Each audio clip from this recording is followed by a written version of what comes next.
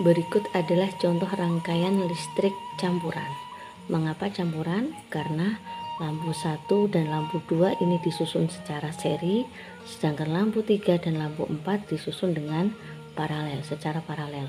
Nah, tadi ketika saya menggunakan 2 baterai saja, maka ini yang paralel menyala, sedangkan yang seri itu menyala tapi redup. Oleh karena itu saya gunakan 4 baterai sehingga lampunya menyala dengan lebih terang, lebih maksimal.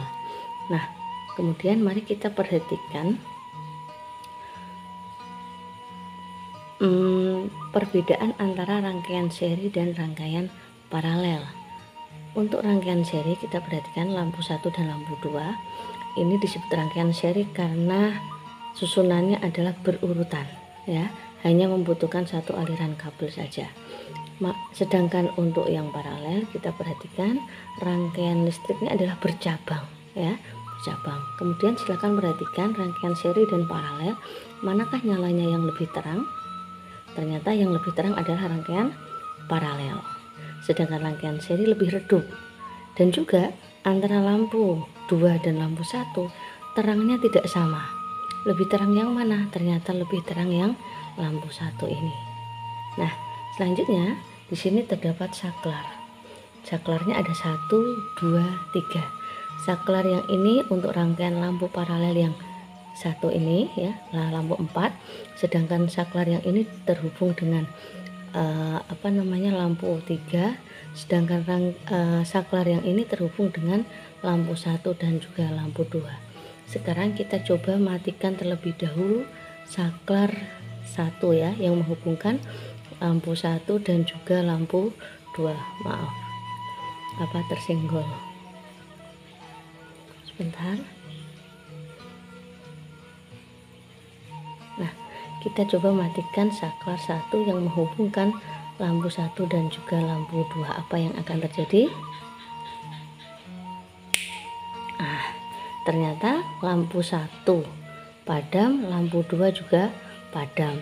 Sedangkan lampu 3 dan lampu 4 masih tetap menyala. Mengapa? Lampu 1 dan lampu 2 padam karena kedua lampu ini disusun seri. Aliran arus listriknya hanya satu jalan, satu jalur, ya kan? Maka ketika ini mati, ini otomatis juga akan mati.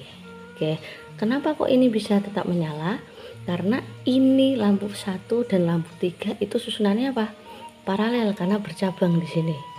Begitu juga dengan lampu 1 dan lampu 4 juga paralel. Lampu 2 dan lampu 3 paralel. Lampu 2 dan lampu 4 juga paralel karena bercabang. Oke, ketika ini tadi dimatikan, nyala lampunya, kedua lampu ini lebih terang, ya. Kenapa? Karena daya listriknya hanya digunakan untuk 2 lampu. Kita matikan, kita hidupkan, kita sambungkan, ya, saklarnya. Oke, kita kembali seperti ini. Nah, bagaimana kalau saklar 2 yang dimatikan? Saklar 2 ini terhubung dengan lampu 3, ya. Kita coba. Maaf ini sambungannya. Oke. Kita coba matikan. Nah, apa yang terjadi?